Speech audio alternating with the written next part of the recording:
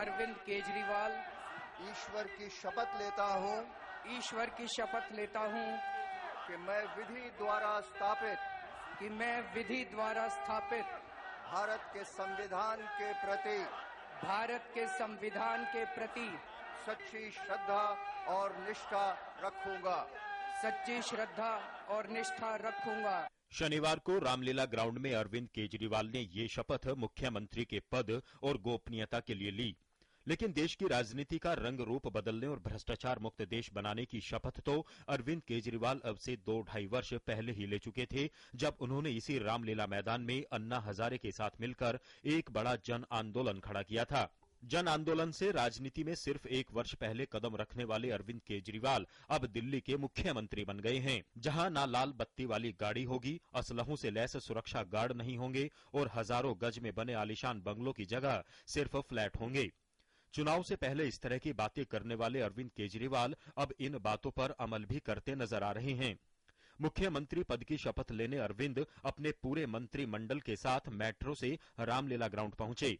खचाखच कई हजार लोगों की भीड़ से भरा ये मैदान गवाह बना व्यवस्था परिवर्तन का दावा करने वाले अरविंद केजरीवाल की नई सरकार का। लेकिन केजरीवाल जी को एक डर भी सता रहा था कि उनके विधायक, मंत्री और कार्यकर्ता दूसरे राजनीतिक दलों की तरह सत्ता के नशे में चूर न हो जाएं। इसीलिए शपथ लेने के बाद उन्हें नसीहत देने से भी नहीं चूके दिल्ली के नए मुख्यमंत्री जी। मैं केवल अपने मंत्रीगण से, अपने कार्यकर्ताओं से, अपने विधायकों से एक प्रार्थना करना चाहूंगा, हाथ जोड़ के विनती करना चाहूंगा कि कभी ऐसा ना हो कि हमारे मन में घमंड आ जाए। हमारे मन में कभी घमंड नहीं आना चाहिए।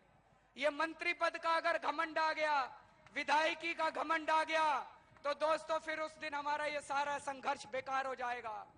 चुनाव जीतने से पहले बड़े बड़े दावे और वायदे करने वाले अरविंद केजरीवाल के भाषण से साफ नजर आ रहा था कि उन्हें अब असली अग्नि परीक्षा से गुजरना होगा। लाखों करोड़ों दिल्ली वासियों की उम्मीदों पर खरा उतरना होगा। इसलिए उन्हें मंच से कहना ही पड़ा कि उनके पास जादू की कोई छड़ी नहीं है जो रातों रात दिल्ली को बदल दे। उन्होंने कहा कि लोगों का साथ मिलता रहा तो दिल्ली ही नहीं, देश भी बदलेगा। हमारे पास कोई जादू की छड़ी नहीं है कि आज सरकार बनेगी और कल सारी समस्याओं के समाधान हो जाएगा। लेकिन हमें यह पूरा यकीन है कि अगर दिल्ली के 1.5 करोड़ लोग इकट्ठे हो गए तो ऐसी कोई समस्या नहीं है जिसका समाधान हम लोग मिलकर नहीं निकाल सकते। जिम्मेदारी सर पर आते ही अरविंद केजरीवाल राजघाट पहुंचे और राष्ट्रपिता महात्मा गांधी को नमन करने के बाद तुरंत ही अपने नवनियुक्त मंत्रियों को पदभार भी सौंप दिए। अरविंद केजरीवाल ने खुद अपने पास बिजली, वित्त और गृह विभाग रखा है। मनीष सिसोदिया को शहरी विकास, लोक निर्माण विभाग और शिक्षा विभाग दिया है। महिला और पूरे मंत्रिमंडल में सबसे कम उम्र वाली राखी बिड़ला के पास महिला और बाल कल्याण मंत्रालय रहेगा। गिरीश सोनी अनुसूचित जाति और जनजाति मामले देखेंगे। सत्येंद्र जैन स्वास्थ्य मंत्री और सौरभ भारद्वाज परिवहन मंत्रालय का जिम्मा देखेंगे।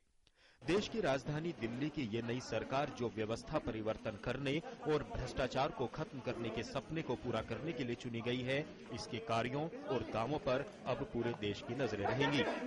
आज से 2.5 साल पहले अरविंद केजरीवाल अन्ना हजारे के साथ मिलकर इसी रामलीला ग्राउंड से व्यवस्था परिवर्तन की बात करते थे। आज व्यवस्था परिवर्तन भी हो चुकी है। अरविंद केजरीवाल मुख्यमंत्री बन चुके हैं, उनकी सरकार दिल्ली में है। क्या इन हजारों आदमियों की उम्मीदों पर वो कितना खरा उतरेंगे, ये सवाल अब दिल्ली की जनता के सामने खड़ा है, अरविंद केजरीवाल के सामने खड़ा है। अपने सहयोगी अमृतपाल और कैमरामैन प्रमोद नेगी के साथ Anuj Yadav, DD news, Ramlila ground.